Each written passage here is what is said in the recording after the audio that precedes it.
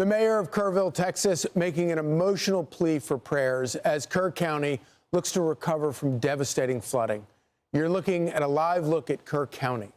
Joining us now is Texas Lieutenant Governor Dan Patrick. Lieutenant Governor, thank you for joining us this morning. You have our thoughts and prayers from all around the country. What are you seeing on the ground right now? So we're seeing the continuation of the most aggressive rescue effort that you could find anywhere. We are not giving up on a miracle happening because they've happened in the past. We know that people can be found downriver days later. So we're not giving up on that. It's also obviously if we find a deceased body in the waters or on the banks, they are recovered as well. But the message to the parents of the 27 missing children, we have not given up on recovery. We have not given up on search and rescue. Search and rescue first and foremost, recovery if it happens, but search and rescue, we have not given up. Let me paint a quick picture here on the panel. The original forecast of where a flash flood could happen was between basically Sonora, Texas, and Waco. That's about 250 miles. And from San Angelo to Kerrville is about 150 miles. People who don't live in Texas don't realize how large it is. And your meteorologist did an incredible job early of showing a pinpoint. If you put a pin on the map of the worst place that the heaviest rains could fall was right where they fell in that whole area. And a vulnerable group of children in the camps and people on the banks, there were alert warnings that went out, we believe, by the locals. But if you were a resident and you signed up for it, you got it. But if you happen to be a stranger who just came in for the 4th of July weekend, you might not have had that. So this happened in the middle of the night, in the middle of the darkness, in the worst spot in a big area. And we still have heavy rains today, and we lost others. We're now up to 59. We expect that to go higher, sadly, but we lost others in and around the area. We lost a fire chief yesterday, several miles away from flooding in that area. Lieutenant Governor, you talked about miracles happen. Some miracles have already happened. Tell us about those. Well, the miracles that have happened, and Lisa, it's hard for me to talk about that because I'm also talking to the families of those who are missing. And right now they're focused on that. And so miracles are tough. They expect and they hope and they pray. We stand on the rock of our faith through now. But there have been dramatic stories. I told one to some of you that were on the set yesterday on the big weekend. I know Joey was there about Camp Mystic, where a camp counselor smashed a window open. We know the story from the girl who was telling her parents as they drove her back to Dallas, and they went out the window in their nightgowns. They walked in bare feet in neck-high water, these little girls.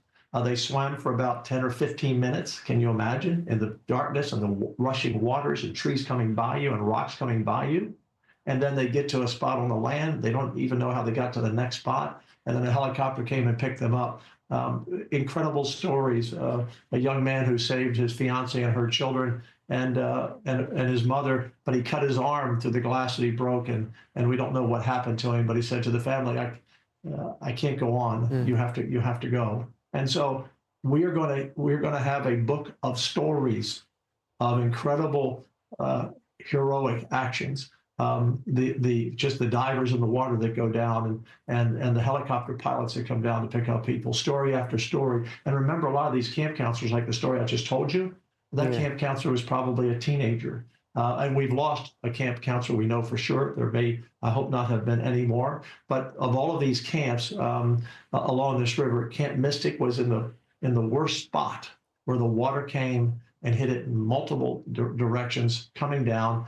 And that's where the 27 are missing. We contacted all the 15 camps on Friday when I was there. I happened to be on duty. The governor was out that day. He came back that evening, but I was there with the first team that came in. And the first thing we did was we went camp by camp by camp by camp and called everyone. And everyone else had been accounted for. It was Mystic that where we had 23 at the time, and it's now 27. But the miracles can happen. But the parents of these people who are reaching out to me, calling me on my cell, and communicating with me, and I'll be talking to many, I hope all of them today, personally. Do not give up.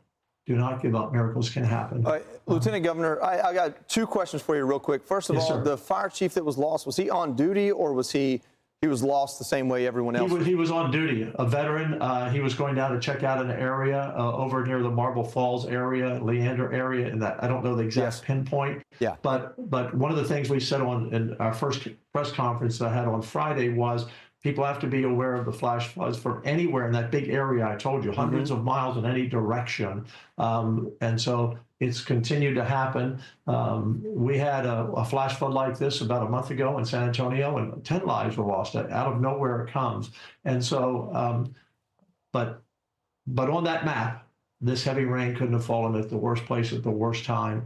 And I just thank all the rescuers and everyone out there that's working. You've written a book about it, Joey. These are brave people doing really tough work, and they're searching and searching. They will not give up. They'll Yes, sir. keep working beyond their shift, Right. looking to one more tree, one more area to find someone. I think we can't talk enough about the fact that a hero, someone trying to save lives, has lost his life, and that there are thousands more just like him willing to risk their life. Yes. Lieutenant Governor, love to ask you a lot more questions. We need to move on. Thank you so much for joining us. Thank you, sir. Thank you, sir. Keep us in your bless. prayers. Prayers are important. Yes, sir. We're Prayers are sending them important. right now, sir. Thank you. God bless you. Thank you. And we'll be right back.